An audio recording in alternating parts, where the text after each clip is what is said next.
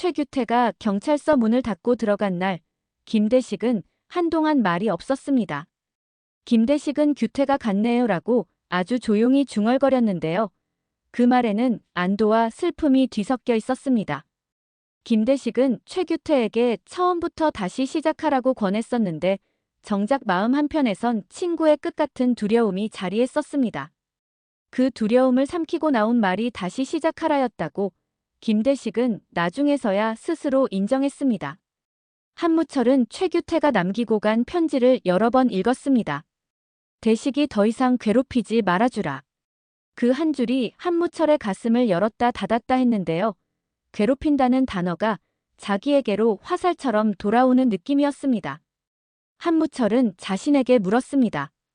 내가 정말 대식을 괴롭혔나 아니면 규태를 몰아치느라 대식을 더 아프게 했나? 질문의 답은 간단하지 않았고 간단하지 않아서 더 오래 남았습니다. 집에서는 다른 종류의 싸움이 시작됐습니다. 병원에서 받은 간 이식 적합성 예비 소견이 좋지 않다는 말이 들려왔고 김미진과 김석진은 동시에 얼어붙었습니다. 김미진은 검사를 다시 해요라고 곧장 말했고 김석진은 재검은 가능하지만 그 사이에 아버지 체력부터 지켜야 해요라고 말했습니다. 두 사람은 같은 아버지를 걱정하면서도 시선이 달랐습니다. 김미진은 뭘 더 할 수 있지? 라는 공격적인 질문으로 달려갔고 김석진은 지금 당장 지킬 수 있는 게 뭐지? 라는 방어적인 질문으로 버티려 했습니다. 결은 달랐지만 핵심은 같았습니다. 김대식을 지키고 싶다는 마음이었습니다. 이해숙은 이 두 아이 사이에서 균형을 잡아야 했습니다. 이해숙은 식탁 위에 약봉투, 수첩, 작은 모래시계를 놓고 하루 일정을 세분화했습니다. 아침엔 죽, 점심엔 단백질 조금, 저녁엔 소화 쉬운 국. 적어 내려가며 마음을 붙잡았는데요.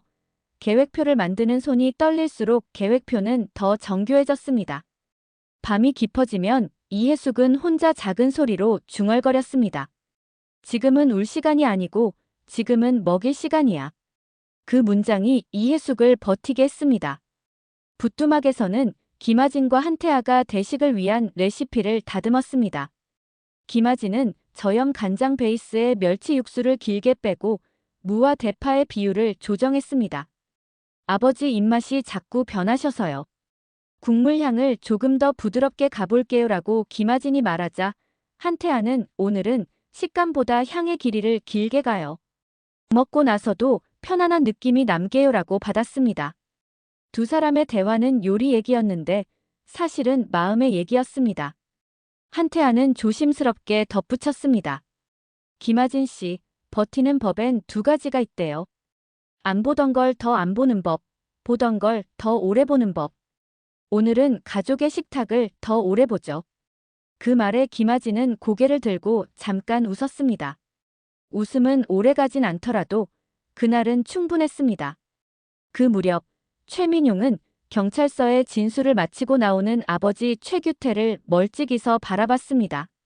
최민용은 가출을 끝내고 돌아왔지만 돌아왔다는 말에 딸린 책임이 얼마나 무거운지 새삼 알게 됐습니다. 최민용은 결심을 했습니다. 내가 본 건 내가 말하자.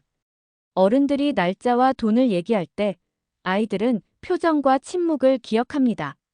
최민용은 자신이 본 어른들의 표정과 침묵을 정리해 제출했습니다. 그 진술에는 아버지에게 불리한 몇 가지 사실도 포함돼 있었습니다. 최규태는 그 서류를 보고 말없이 눈을 감았습니다. 잘했다라는 말과 미안하다라는 말이 동시에 목구멍에 걸렸고 그는 둘 다 삼켰습니다. 삼키는 일은 늘 아팠습니다. 중반으로 접어들며 첫 번째 클라이맥스가 찾아옵니다. 재검을 위한 준비 과정에서 김미진과 김석진의 갈등이 터졌습니다. 김미진은 내가 더 할 수 있어. 더 빼고 더 먹고 더 검사하면 된다고라고 밀어붙였고 김석진은 하기는 하는데 누나는 누나 몸도 생각해야 해. 아버지는 우리가 쓰러지는 걸 원치 않아라고 막았습니다. 두 사람의 말끝이 높아지는 순간 김대식이 조용히 불렀습니다. 미진아, 석진아. 이름 한 번씩을 부르고 김대식은 한참을 쉬었다가 말했습니다. 너희는 이미 충분히 잘하고 있어요. 잘하고 있다. 이 말 지금 해도 될까요? 그 말이 방 안의 공기를 바꿨습니다. 잘하고 있다는 말은 때로 허공에 퍼지는 칭찬일 수 있지만 이 집에서는 그날 가장 필요한 처방이었습니다. 김미진은 그 말을 듣고 입술을 떨었고 김석진은 눈물을 삼키며 고개를 숙였습니다. 한무철과 최규태의 문제는 다르게 움직였습니다. 최규태의 자수로 사건의 톤이 달라졌지만 한무철의 마음은 아직 완전히 풀리지 않았습니다. 한무철은 편지의 문장을 다시 떠올렸습니다. 대식이 더 이상 괴롭히지 말아주라. 용서는 준비가 된 사람이 먼저 건너는 다리라더니 한무철은 아직 강가에 서 있었습니다. 그때 김대식이 말했습니다. 무철아, 내가 용서하지 않아도 이해해. 근데 규태가 지금은 무릎 꿇었잖아. 우리가 예전에 했던 약속, 누가 넘어지면 다른 둘이 업어준다 그거 이번엔 내가 업히는 차례인가 봐요. 근데 규태도 같이 업자. 그 제안은 엉뚱하면서도 정확했습니다. 업어주는 사람과 업히는 사람이 번갈아가며 살아가는 게 오래된 친구들의 기술이라는 걸 세 사람은 알고 있었습니다. 둘째 클라이맥스는 문서에서 시작됐습니다. 변호사가 가져온 봉투에 김대식의 예전 위임 서류와 비상 메모가 들어있었는데요. 그중 한 장에 복권 관련 합의안 초안이라는 제목이 적혀 있었습니다.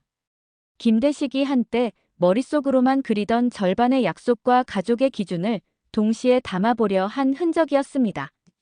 김대식은 서류를 읽고 조용히 고개를 저었습니다. 그때는 그게 유일한 길 같았는데요. 지금은 우리가 같이 밥 먹는 시간이 더 소중하네요. 이해숙은 서류를 덮고 말했습니다. 서류는 내가 정리할게요. 당신은 오늘 먹을 것만 생각해요. 역할이 분명해지는 순간 불안은 조금 줄었습니다. 셋째 클라이맥스는 병원에서 왔습니다. 담당 의사가 현재 체력 정도면 간단한 시술로 통증 조절과 기능 보조를 먼저 해보자고 제안했고 본격 이식 논의는 조건이 맞을 대로 미뤄졌습니다. 모두가 안도와 실망을 동시에 느꼈는데요. 미움이 꼭 나쁠 필요는 없다는 말이 의사의 입에서 나왔습니다. 지금은 시간을 버는 것도 치료입니다. 김아진은 곧장 메모했습니다. 시간 치료. 한태아는 메모 위에 시간을 먹이는 요리라고 농담처럼 적어주었습니다. 둘의 장난은 아주 작지만 오래가는 효능이 있었고 그날 집으로 돌아온 식탁은 예상보다 밝았습니다. 그 사이 최민용의 진술이 수사 방향을 바꿔놓았습니다. 일부 거래의 실체가 드러났고 최규태가 어디서부터 무너졌는지도 선명해졌습니다. 아이의 말이 어른의 방패가 되는 순간은 없었고 대신 아이의 말이 어른의 거울이 되었습니다. 최규태는 그 거울 앞에서 다시 한번 고개를 숙였습니다. 대식아, 나 이런 나라도 너 친구할 수 있을까? 한무철은 옆에서 짧게 말했습니다. 사과도 용서도 유지보수가 필요해. 오늘 했다고 끝 아니야. 내일도 해. 세 사람은 그 말에 고개를 끄덕였습니다. 유지보수, 그건 우정에도 필요한 기술이었습니다. 후반부로 향하면서 집안의 공기는 미세하게 달라졌습니다. 아침에는 이해숙이, 낮에는 김아진이, 저녁에는 김미진과 김석진이 각각 바통을 이어받아 김대식의 체력을 관리했습니다. 이해숙은 가끔 혼잣말처럼 말했습니다. 이 집은 지금 각자 제 시간에 돌아가는 시계들이네요. 그런 말을 할 수 있는 날은 상태가 나쁘지 않은 날이었고 그럴 때면 모두가 눈으로 웃었습니다. 김대식은 그 웃음을 보며 가끔 농담을 했습니다. 내가 이렇게 인기 많은 집안의 중심이었나요? 농담은 짧았고 웃음은 길었습니다. 어느 저녁 부뚜막에서 작은 모임이 열렸습니다. 김아진과 한태아가 준비한 메뉴를 앞에 두고 한무철과 최규태 그리고 김대식이 마주 앉았습니다. 말문이 열리기까지 시간이 조금 걸렸는데요. 먼저 입을 연 건 김대식이었습니다. 오늘은 약속 하나만 합시다. 누가 먼저 화내도 밥은 남기지 않기. 엉뚱하지만 지키기 쉬운 약속이었고 셋은 동시에 웃었습니다.